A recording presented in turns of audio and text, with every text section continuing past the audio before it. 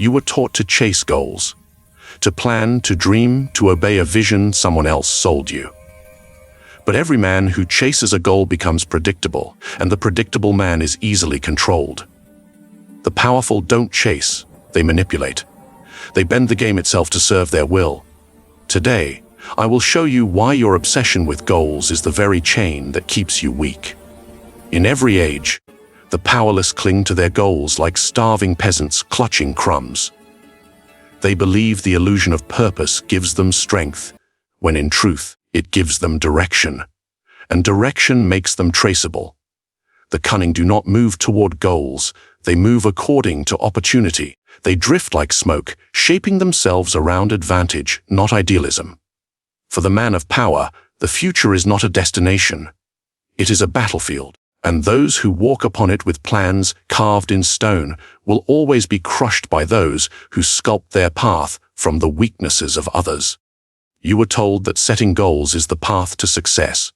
You were told that clarity gives power. But here is the truth the powerful never share. The moment you define your goal, you define your prison. Every goal is a confession. It reveals what you want, what you fear, and what you're willing to do to get it. And those who observe you, the cunning, the ambitious, the manipulative, learn everything they need to control you. Look at history's rulers. The weak ones were always dreamers. They declared their visions too loudly, exposed their ambitions too early. Julius Caesar announced his hunger for Rome, and his own Senate used it to destroy him. Meanwhile, the shadowy men, the ones who moved silently, without a visible goal, were the ones who shaped empires. When you chase a goal, you become a hunter. But every hunter leaves footprints, and those footprints tell your enemy where you're going. He doesn't need to stop you, only to stand in your path and wait. This is why the powerful play a different game. They do not move in straight lines. They move in circles, in patterns that seem meaningless to others, until the trap closes. Ask yourself, how many people know your goals? How many know what you want, what keeps you awake at night, what future you crave? Every person who knows this has power over you. Your boss, your lover, your rivals, even your friends. Because when people know your direction, they can predict your reaction. And when you are predictable, you are no longer dangerous. The mind craves structure. It wants to believe that the future can be tamed through planning. But power does not exist in certainty. It lives in chaos, and those who can thrive in chaos command those who need order to survive. Imagine two generals. One builds his strategy around a fixed victory, a single city he must conquer. The other studies opportunity. He lets the battlefield shape his tactics. Who wins? The one who adapts. The one who can abandon the plan the moment it becomes a liability. The goal chaser dies with his map in hand. The strategist lives because he never needed one. This is the illusion of control. You think you're guiding your life toward a specific future, but every goal is built upon assumptions. Assumptions about time, about people, about stability. None of which truly exist. The world is not a chessboard. It is a storm. And only fools believe the storm can be managed with a checklist. In the modern world, the illusion has simply evolved. We call it productivity, career paths, 5-year plans. We glorify those who set measurable objectives, who track their progress. But behind this ritual is the same ancient weakness, the need for control. And those who need control are always controlled by those who can take it away. Consider how the truly powerful operate. They rarely reveal what they're pursuing. They speak in riddles, in vague ideals, growth, stability, vision, because ambiguity protects them. When no one can define your direction, no one can predict your next move. This is not deception for its own sake. It is self-preservation. For the predator who shows his teeth too early starves before the hunt begins. Psychologically, humans are addicted to goals because goals give them identity. Without them, they feel lost, directionless. But power requires comfort in that darkness. You must learn to move without needing to see the entire path. You must let uncertainty become your ally, not your fear. The manipulators of history understood this instinctively. They offered others clear goals, not to empower them, but to control them. Kings promised crusades. Leaders promised revolutions. Corporations promised success. The people followed, not realizing that clarity is the most seductive form of bondage. And here is the cruelest irony. When you believe you're in control, you're easiest to control. When you think you've chosen your own goal, it's often been chosen for you.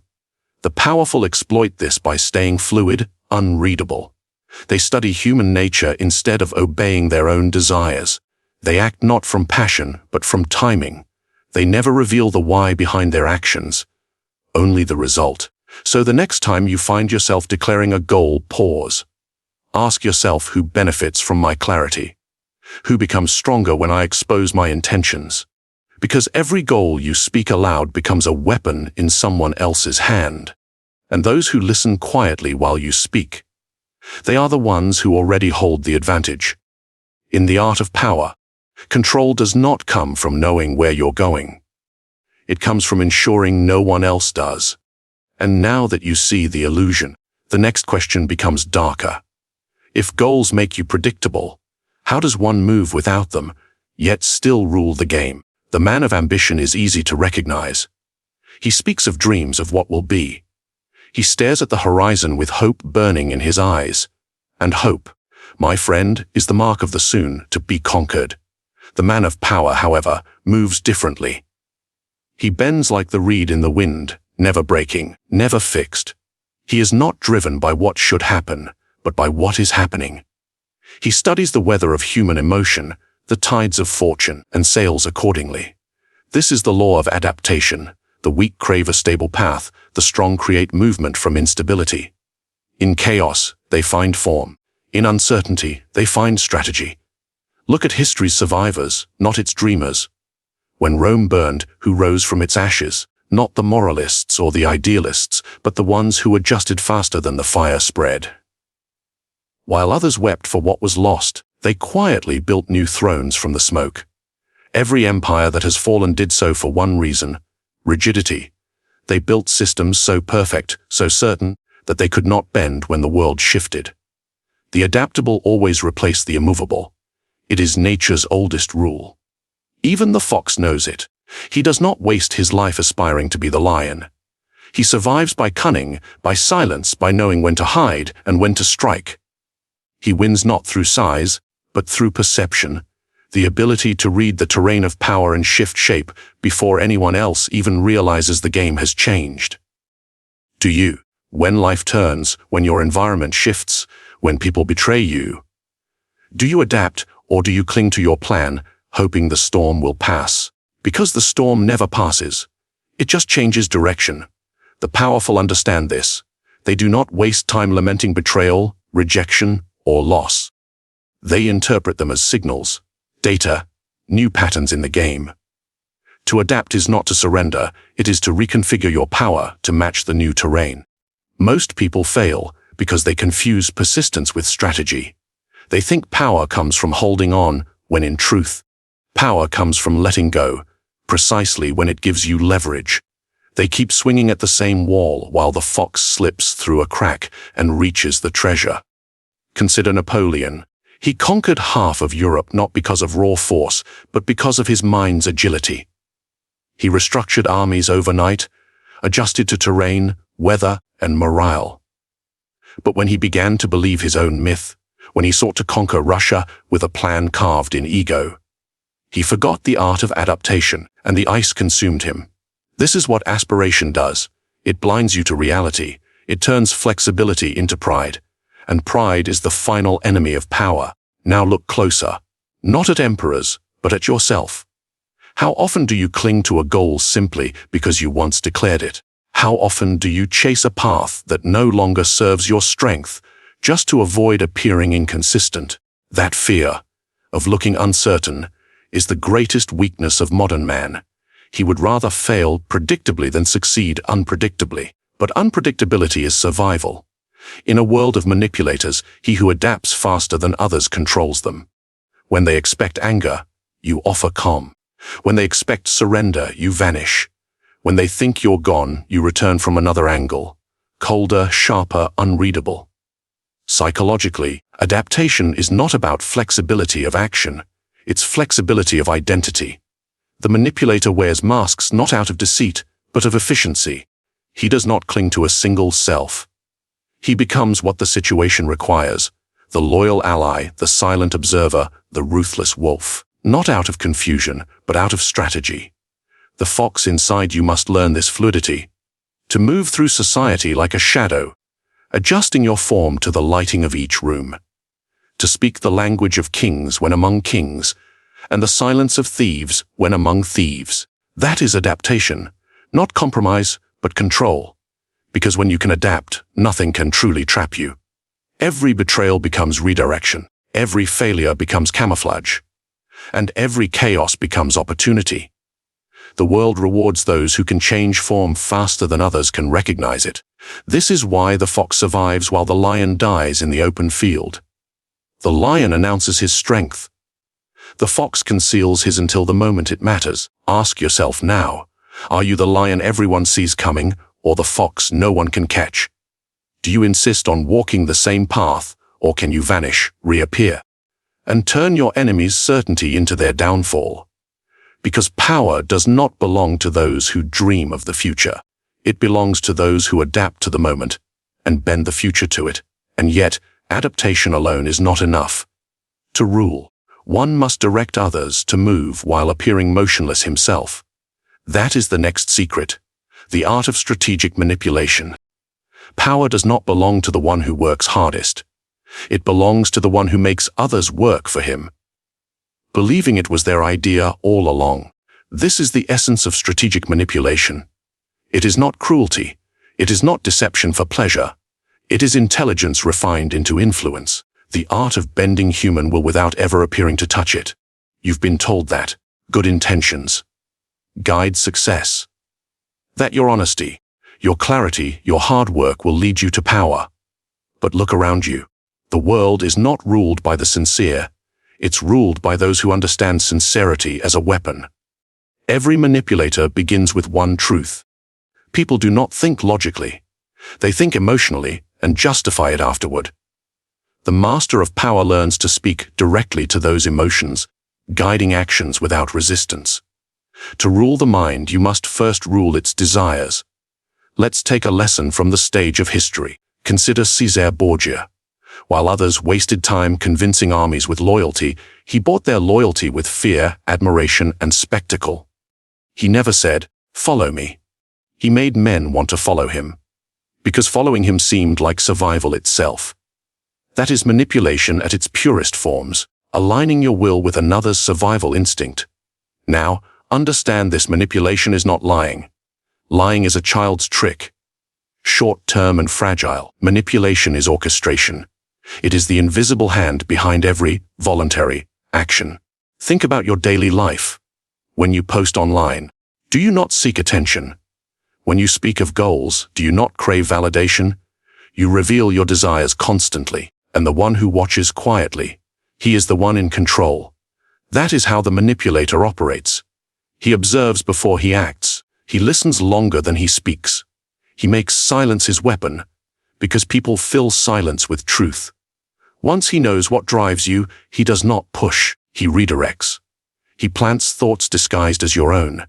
He offers choices that all lead to the same conclusion, his, and you believe you've chosen freely. It is psychological chess. The average man plays for approval. The manipulator plays for direction. He does not seek to win arguments. He seeks to define them. History honors great conquerors, but behind every throne was someone unseen.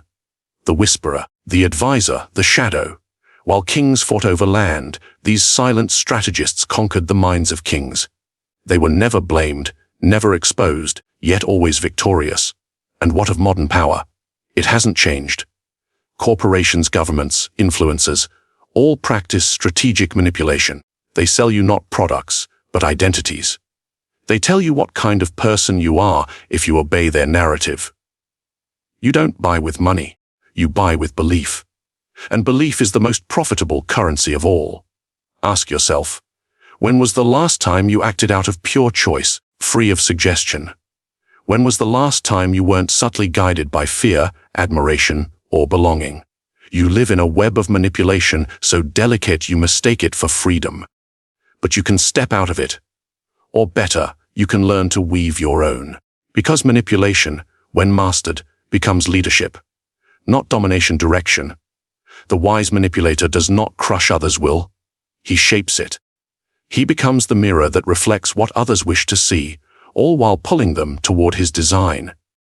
This requires emotional distance. You cannot influence others if you are busy reacting to them. Detach, observe, calculate. Every word you say should serve a purpose, not to express emotion, but to trigger it in others.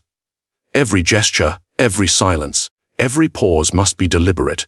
It is not morality that governs power, it is effect. Judge not the goodness of an act, but its outcome. The masses call manipulation evil only because they are its victims. The powerful call it strategy because they are its authors. Yet manipulation carries danger. Use it carelessly, and it devours its master. The difference between control and chaos is subtle. One misstep, and the illusion collapses. The manipulator must always remain unseen. Once people realize they're being controlled, they turn from subjects to enemies. So your task is not to control others openly. It is to guide them invisibly. Through influence, tone, timing, and understanding their hidden motives better than they do themselves. To become the architect of action while appearing merely to follow the flow. Power, after all, is not about doing. It's about making things happen without being blamed for them. When your influence is so refined that others act on your behalf, believing it was their will, you have achieved true Machiavellian mastery. But even mastery demands caution. Because the manipulator who forgets humility becomes predictable. And predictability, as you know, is death. The question then is this: can you manipulate without revealing the hand that moves the strings? Can you lead others to act without ever speaking of power? Most people move because they feel. The powerful move because they decide. This is the difference between the slave of circumstance and the master of it. Emotion is the leash by which most men are led, willingly. They call it passion, inspiration, motivation. But in truth, it is the art of self-enslavement. The man who needs motivation to act will never control his world, because the moment emotion fades, his will dies with it. You must understand this. Motivation is not fuel. It is bait. It keeps you running toward goals that were never yours, chasing approval that will never come. Every tyrant, every manipulator, every clever ruler has known how to use this simple truth. The masses don't need chains. They need feelings. When a ruler wishes to control his people, he does not give them truth. He gives them hope. Hope is the softest weapon, invisible, comforting, vital. It keeps men obedient, convinced that the pain of today will birth a better tomorrow. You've seen this everywhere. In politics, in religion, in modern self-improvement. They all whisper the same poison: believe harder, dream bigger, keep going. And while you dream, they take action. While you hope, they plan. While you wait for inspiration, they move without it. This is why the cold mind always wins. Because the cold mind does not wait for the fire to start. It learns to move in the dark. Let me tell you a secret that every manipulator learns early. He who controls emotion controls behavior. But he who feels emotion cannot control himself. Think of a negotiator. The weak one pleads to be understood. The strong one observes silently, unmoved, reading every flinch, every tone, every hunger. The moment you react, you expose yourself. The moment you need something, you hand your power away. To master power, you must become the one thing most people fear to be: emotionally independent. To act without needing to feel ready. To move without needing to be moved. History remembers those who killed emotion before emotion killed them. Julius Caesar's genius was not his charisma. It was his calm. When chaos erupted, he did not flinch. When allies betrayed him, he did not weep. He adjusted. Even when facing his death, he met it with silence. A man who can silence fear commands more than armies. He commands fate itself. But this silence must be built. It does not come from pretending to be cold. It comes from understanding emotion's purpose. Emotion is a tool, not a compass. Use it to understand others, not to define yourself. When anger rises, study it. When fear whispers, dissect it. When desire burns, observe its source, and once you understand it, use it in others. Turn your knowledge of emotion into architecture. Design reactions. Plant triggers. You can shape entire systems of people by controlling what they feel. Look around you. The world runs on emotion. Markets rise and fall not on logic, but on fear and greed. Nations move not from reason, but from outrage and pride. Even relationships are ruled not by truth, but by the hunger to feel wanted. When you step outside of this storm, when you stop needing to feel to function, you gain the clearest view of the battlefield. This is why detachment is not weakness. It is weaponization of clarity. It allows you to see patterns others cannot, because their eyes are blurred by hope, by love, by anger. You must not kill emotion in others. You must kill it in yourself so that you may direct it in them. But here is the paradox: the detached man will often be accused of being heartless. Let them think so. It's easier to command hearts when they underestimate yours. Compassion should exist, but only as a tool of timing, not as a master of action. Every ruler who's ever shaped the world understood this tension. To lead, you must feel humanity, but only faintly, like distant thunder. Close enough to hear, never close enough to drown in. Ask yourself, how many times has emotion betrayed you? How many decisions have you made in anger, in fear, in desperation, and regretted the moment clarity returned? Now imagine a life where clarity never leaves, where your moves are made with the precision of a blade, silent, measured, final. That is the realm of the emotionally detached. That is where strategy breathes freely. To become powerful, you must train yourself to act even when you feel nothing, especially when you feel nothing. Because that is when you are free, no longer chasing dopamine disguised as destiny, no longer reacting, only deciding. The world worships passion. But passion is fire, and all fire consumes itself. The cold mind endures, it burns slowly, invisibly, until everything around it is ash. So the question is no longer what motivates you. The question is, what remains of you when motivation dies? Because only that part is fit to rule. And yet, there is one final transformation. Even detachment must evolve into mastery of illusion. For the greatest power lies not just in silence, but in what you make others see while you stay unseen. The most dangerous man is not the one with power. It is the one whose intentions you cannot read. Because when you cannot predict a man, you cannot prepare for him. And uncertainty, my friend, is the sharpest weapon of all. Power thrives in mystery. Control dies in exposure. This is why kings hide their counsel, generals disguise their plans, and manipulators smile while saying nothing at all. You were taught to be transparent, to speak your goals, declare your values, share your thoughts. But transparency is not virtue. It is vulnerability dressed as honesty. Every word you reveal is a map of your mind, and the clever will use it to walk straight to your weaknesses. Ambiguity is protection. It is the art of appearing simple while being endlessly complex. To master it is to stand in plain sight, yet remain untouchable. Consider the serpent, silent, formless, invisible until it strikes. It doesn't roar like the lion or announce its hunger. It waits, blending into its environment, letting its prey walk closer by choice. The serpent wins because it is unreadable. So ask yourself, how readable are you? How easily could someone predict your next move, your next reaction, your next decision? Because if they can, you're already losing. The powerful operate in layers. They say one thing, mean another, and plan something entirely different. This isn't deceit for deceit's sake. It's strategy. In a world ruled by perception, the one who controls interpretation controls reality itself. History has proven this again and again. Take the example of the Eastern warlords. They mastered the art of confusion. Sun Tzu taught that the supreme strategist is one who appears weak when strong and strong when weak. Ambiguity made them ghosts on the battlefield, unpredictable, unstoppable. Or look at the Renaissance courts, where silence was worth more than gold. The most powerful advisors rarely spoke plainly. They spoke in riddles, in polite tones and veiled phrases. Their ambiguity made kings hesitate, made rivals second-guess, made allies cautious. Because when men cannot read your mind, they fill the silence with fear, and fear makes them compliant.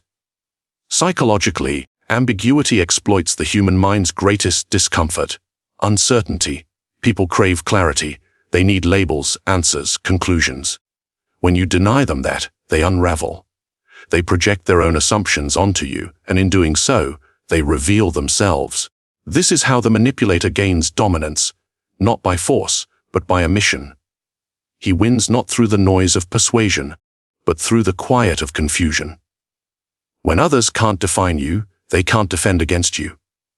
Think about the people you admire or fear, the ones who seem untouchable. They never reveal too much. Their words are measured, their actions deliberate, their expressions unreadable. They create a fog around their persona, and within that fog, they move freely. Ambiguity is power because it turns attention into control. When people wonder what you mean, they think about you. When they think about you, they give you power. And power, in its truest form, is the ability to occupy someone's mind rent-free. Even in personal life, this rule dominates. The mysterious man or woman attracts attention not through perfection, but through uncertainty. Their silence becomes seductive. Their unpredictability becomes magnetic. Ambiguity, when mastered, is psychological gravity. It pulls others toward you while you remain still. But beware, ambiguity without direction becomes chaos. It must be deliberate. You must know exactly what to conceal, what to reveal, and when to let others believe they've figured you out. The most dangerous illusion is controlled transparency, letting others see a mask so convincing they mistake it for your true face. This is why rulers of old employed gesture as strategy. A single word, a glance, a pause, each designed to mislead, to suggest meaning without confirming it. They let others interpret their silence as wisdom, their hesitation as depth, their unpredictability as genius. The truth was irrelevant. Perception was everything, and yet ambiguity demands discipline.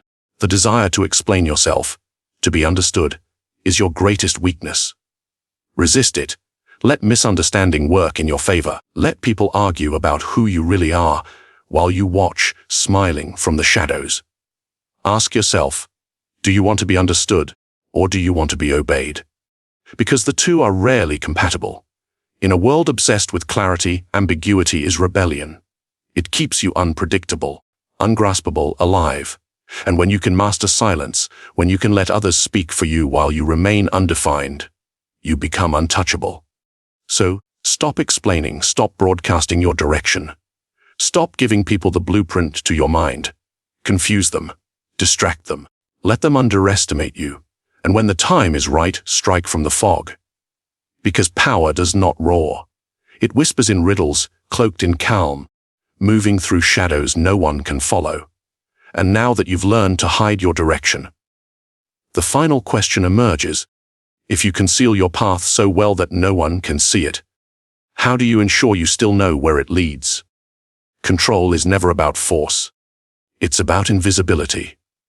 The greatest power is not in domination, it is in direction. To move others while they believe they are free, that is mastery. You don't command obedience through fear. You command it through illusion, through silence, through ambiguity. By shaping the stage, not the actors. Ask yourself, how many people in your life think they're choosing, when in truth, you've already decided the options for them? How many battles can you win without ever lifting a sword, only a thought? This is the essence of true power, to remain unseen while everything bends around your will. Those who shout for control lose it. Those who whisper it rule. If this vision of power speaks to you, then prove it. Comment your reflections below. Subscribe for more Machiavellian strategies. And share this with those still trapped by the illusion of honesty and emotion. Because the silent few will understand, and the rest were never meant to.